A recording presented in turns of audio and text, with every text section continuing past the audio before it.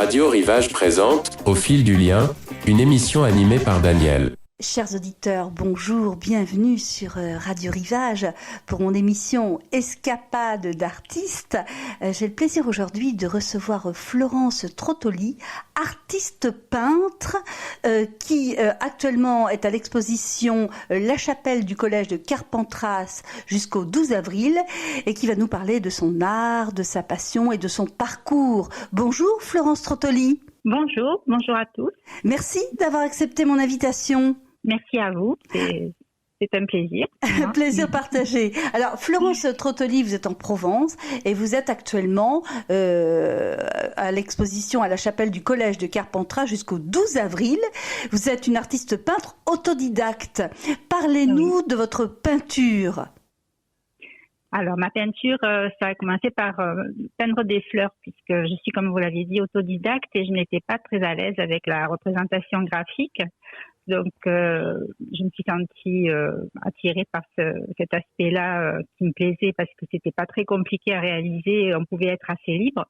Et puis, petit à petit, ça a évolué vers les paysages de Provence qui sont mon environnement depuis ma naissance et qui m'émeut toujours autant.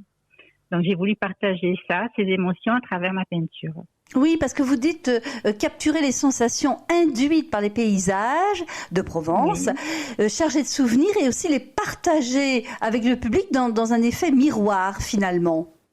Oui, tout à fait. Mes émotions sont ce qu'elles sont. On ne me connaît pas forcément à travers la peinture, mais je pense que je l'ai vécu d'ailleurs au travers des expositions que j'ai faites auparavant. Quand les personnes sont émues par ce que j'ai peint, elles ressentent quelque chose. Elles voient dans ma façon de transcrire sur la toile certaines émotions qui leur parlent. Alors, comment vous est venu ce besoin de peindre ? Alors, j'ai eu une vie assez compliquée, même beaucoup de choses que tout le monde traverse plus ou moins au fil des ans, des parcours un peu chaotiques. Et j'ai commencé par écrire pour pouvoir évacuer un peu tout ce qui m'avait pesé. Donc, la poésie est déjà quelque chose pour moi qui permettait d'exprimer des émotions.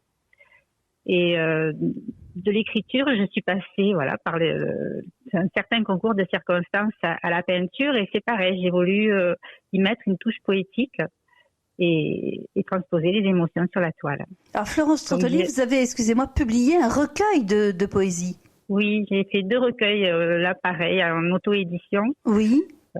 Donc, il y a une dizaine d'années et ça a aussi été une belle expérience avec quelques séances de dédicaces, donc de partage avec le public. Oui. Et de l'écriture, à un moment donné, il fallait que je passe à autre chose parce que les mots, c'est bien de les exprimer justement pour évacuer certains mots, MAUX, mais ça devenait un peu, j'avais l'impression quand même d'être un peu pas assez dans la légèreté, pas assez dans, voilà. Alors, il y a aussi les couleurs de la Provence. Oui, les couleurs.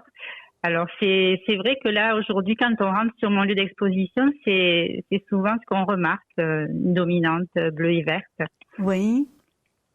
Donc, et un peu de soleil qui transparaît. Voilà. Alors, cette exposition, Florence, a lieu jusqu'au 12 avril. Oui, jusqu'au 12 avril et tous les vendredis matins, je suis sur place, parfois davantage, mais je me suis fixée tous les vendredis matins parce qu'il y a le marché à Carpentras. Oui. Donc ça peut être l'occasion de faire un tour par mon exposition et me rencontrer. Oui. Alors c'est beaucoup d'échanges et de rencontres avec le public, pas seulement de Provence. Non, il y a pas mal d'étrangers d'ailleurs déjà en ce moment puisque je crois que c'est les vacances en Allemagne et j'ai eu l'occasion de rencontrer des personnes venues d'Allemagne qui sont sensibles à ce que j'ai peint. Et j'ai fait aussi des rencontres avec une classe de Carpentras, d'élèves de CM1, CM2. Ça aussi, c'était une belle expérience, voir les enfants, comment ils réagissent, les questions qu'ils posent et après, un petit exercice de reproduire ce que j'ai peint, c'était sympa. Alors, en quoi le contact avec le public, les échanges, notamment avec des élèves, peut influer ou pas sur la pratique de votre art ? C'est très stimulant, c'est très inspirant parce que je me rends compte que effectivement ça fait écho, ça parle, ça ça transmet parfois l'envie de peindre aussi. Ça fait poser des questions. C'était une très belle expérience qui pour moi est très importante parce que j'ai d'autant plus envie de peindre et d'évoluer vers ce qui me plaît, vers transmettre encore plus. Alors, qu'est-ce que vous découvrez de vous à travers les échanges avec le public ?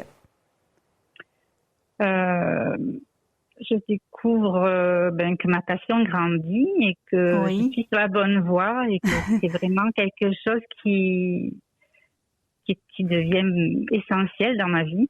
Oui. Qui donne un sens. Oui. Central. Oui. Alors, vous avez une prochaine exposition à Séguret du 19 avril au 25 avril, un des plus beaux villages de Provence. Donc, toutes ces expositions sont très stimulantes pour vous. C'est un continuum d'échanges. Tout à fait. En plus, je rencontre aussi d'autres artistes. Oui. Puisque avant ou après les expositions, souvent, on prend ses repères. Oui, et, certainement. Là aussi, ce sont de beaux échanges.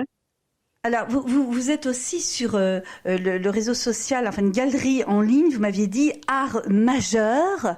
Oui. Alors, vos peintures sont en ligne. Est-ce que vous avez des contacts par Internet de personnes qui vous découvrent ? Tout à fait. Ça aussi, c'est très stimulant. Oui. Déjà, au bout de 3 mois où j'étais sur cette galerie en ligne, j'ai eu un achat par un client américain que je ne connais pas, que je n'ai jamais rencontré d'ailleurs, mais qui m'a découvert sur cette galerie et à qui j'ai vendu ma toile. Donc là, ça a été vraiment un coup de fouet pour me stimuler parce que voilà, au bout de 3 mois déjà, voir ma toile expédiée aux États-Unis, c'est fabuleux, c'est magique. Oui. Alors le regard des autres est stimulant, on le comprend. Et puis comme vous dites, ça vous permet de continuer dans cette voie finalement que vous avez choisie entre guillemets, on peut dire. Par hasard, parce que vous êtes autodidacte et que donc vous n'avez pas fait d'école d'art, mais ça vous semblait évidemment essentiel à votre épanouissement, puis que c'était votre voie. Oui. J'ai vraiment eu une succession de signes qui m'ont encouragée à aller à me donner à fond pour cette expérience et en faire un élément central de ma vie. Oui. Alors, vous collaborez aussi avec le mât de Carabelle. Qui est une chambre d'hôte, Carabelle, une chambre d'hôte qui d'ailleurs a choisi une de vos toiles pour décorer leur mât. C'est ça. Racontez-nous cette collaboration. Alors, je les ai contactés à ma propre initiative parce que j'ai trouvé que leur lieu était très bien situé, correspondait vraiment à ce que je peux proposer sur mes toiles. Et j'avais lu un petit peu leur histoire aussi sur leur site et ça m'a touchée. Et on devait se rencontrer l'an dernier, puis ils ont eu des soucis familiaux et ça a été reporté. Ils m'ont fait la surprise, comme je les ai invités, de venir à mon vernissage à Carpentras. Et c'est vrai que dans cet écrin magique qu'est la chapelle du collège, les toiles sont d'autant plus mises en valeur et ils ont été énormément touchés puisqu'ils avaient déjà vu mon travail quand même sur ma galerie en ligne, mais ça a conforté leur attirance et on s'est rencontrés il y a peu de temps et ils m'ont dit qu'ils voulaient bien me mettre à disposition les murs de leur chambre pour que j'y expose mes toiles. Oui. Donc ils seront découvertes par les personnes qui viendront loger en vacances chez eux. Et dans le même temps, ils voulaient acquérir eux personnellement une toile pour leur pièce principale. Donc, en fait, je suis en train de la réaliser. Eh bien, donc ils m'ont donné quelques informations dans ce sens par rapport au format, par rapport au sujet et on doit finaliser ça ensemble. Donc vos toiles en fait vivent et aussi occupent les espaces de personnes, donc participent aussi à leur vie familiale. Ça doit être un autre style d'exposition entre guillemets de vos toiles. Oui, c'est vraiment magique là aussi.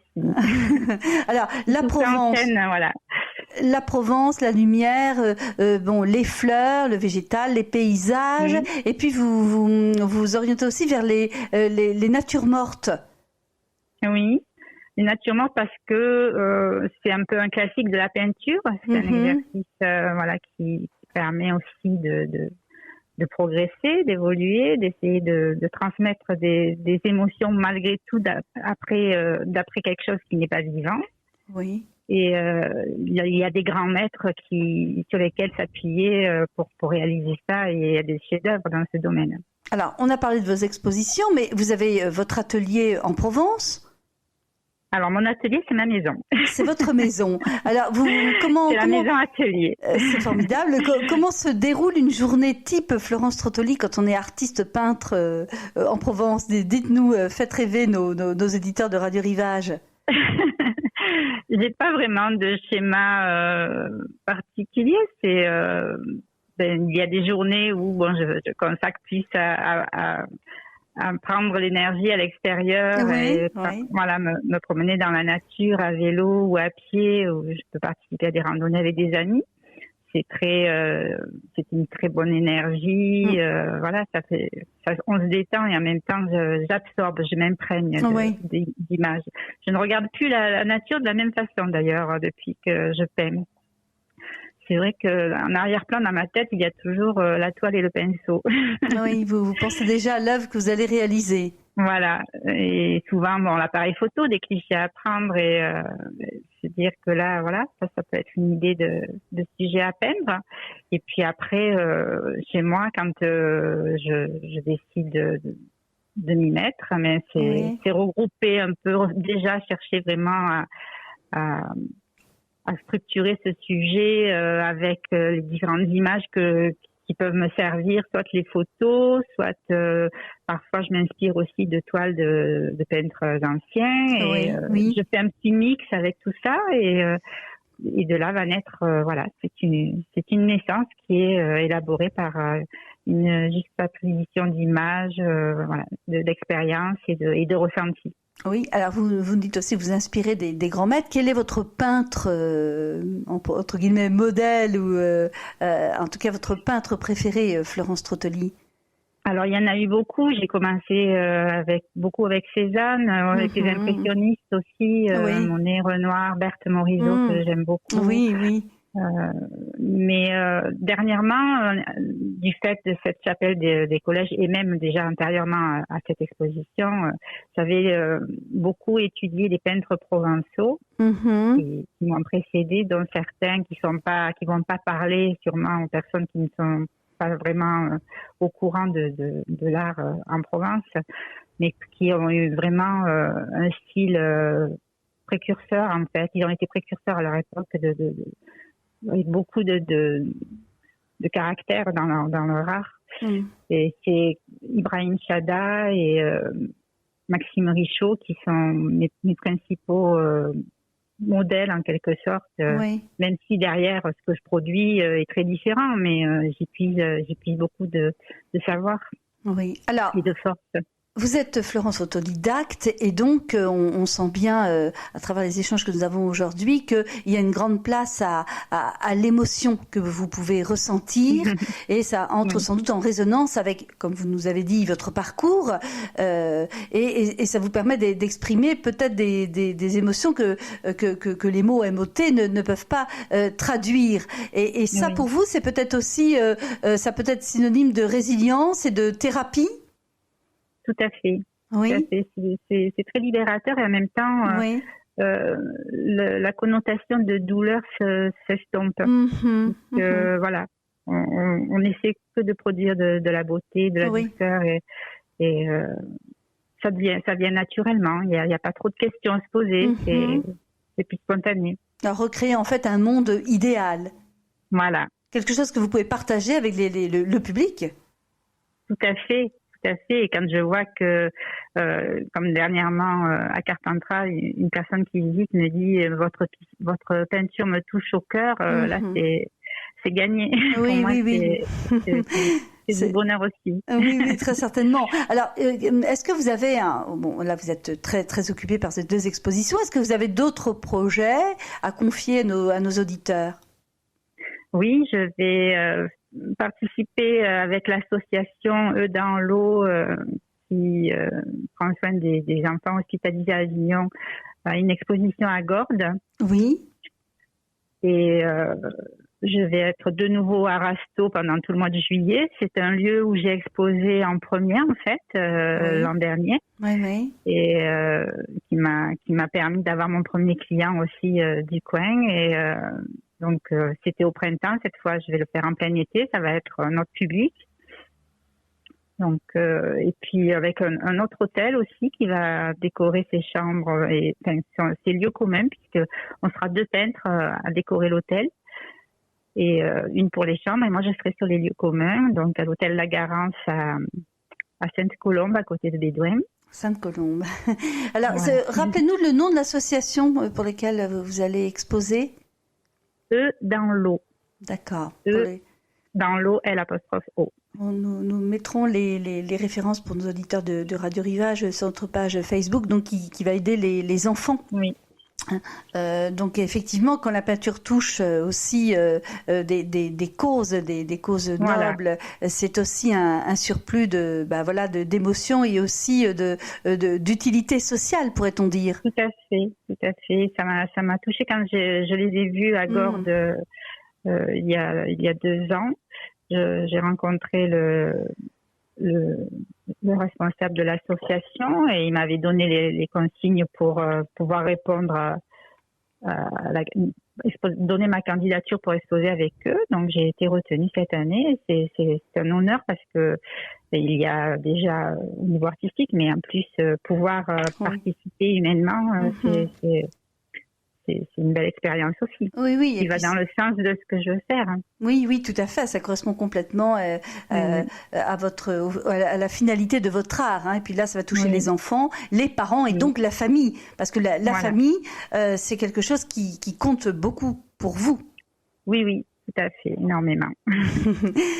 Eh bien, je suis grand-mère depuis peu, donc c'est encore félicitations. Une nouvelle expérience. Voilà. Est-ce que vous partagez alors avec vos enfants et petits-enfants votre art? Est-ce qu'il vous arrive de peindre en famille? Alors, peindre en famille, j'ai pas encore expérimenté. Il y avait mon petit-fils, mais c'est vrai il va avoir 3 ans, c'est encore un peu tôt, mais j'ai commencé à lui mettre un pinceau dans les mains. Écoutez, c'est plein d'espoir et puis aussi de partage avec votre petit-fils. Oui. Eh bien, Florence Trottoli, nous arrivons au terme de notre interview. Merci de nous avoir donné de votre temps.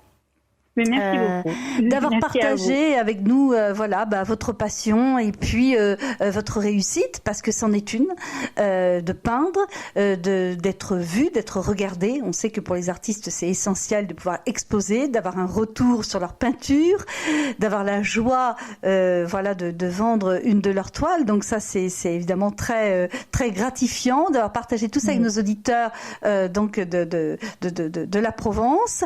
Je remercie Marie-Noël et Caroline qui m'ont aidé à préparer cette interview. Je remercie Bertrand pour le son, la technique, le montage et qui m'accompagne à chacune de mes émissions. Je remercie les auditeurs de Radio Rivage, de plus en plus nombreux à suivre Escapade d'artistes, tous les auditeurs férus d'art, de culture. Florence Trottoli, merci pour ce joli cadeau ce matin que vous nous faites.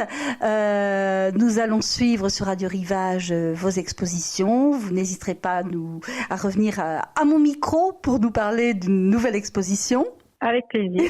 C'est vraiment très intéressant. Je vous ai découvert. C'est vous qui m'avez contacté, mais je suis très heureuse de cette découverte. Plaisir et joie partagée, chère Florence Trottoli, pour vraiment donner du bonheur, de la beauté à chacun d'entre nous.